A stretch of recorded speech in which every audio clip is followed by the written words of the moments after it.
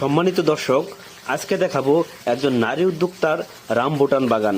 দর্শক, আজকে চলে আসলাম ফুলবাড়িয়া উপজেলার এনায়তপুর ইউনিয়নের একটি নারী উদ্যোক্তার রামবুটান বাগানে।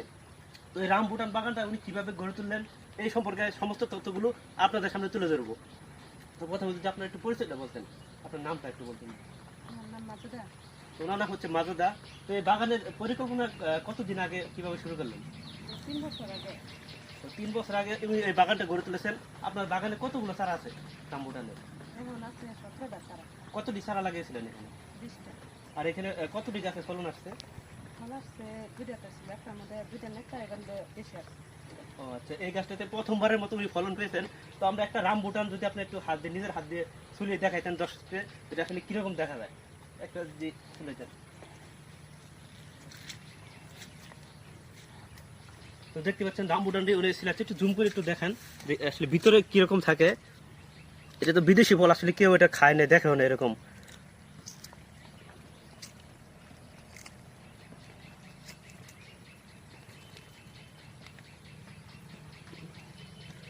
তো দেখতে পাচ্ছেন দেখতে হুবহু লিচুর মতো, উপরে সাইডটা দেখা যায় একটু, দেখতে পাচ্ছেন। তো এটা টেস্টটা আমরা অবশ্যই একটু খেয়ে অবশ্যই আপনাদের জানাবো। ভিতরে বিচি আছে তো নাকি? হ্যাঁ, বেশি আছে, লেচুর মতোই। একটু কাটার সিস্টেম নাই, চাপ দেন। একটু আপনি একটু ভিতর ইয়েতে দেখেন, বিছানা রকম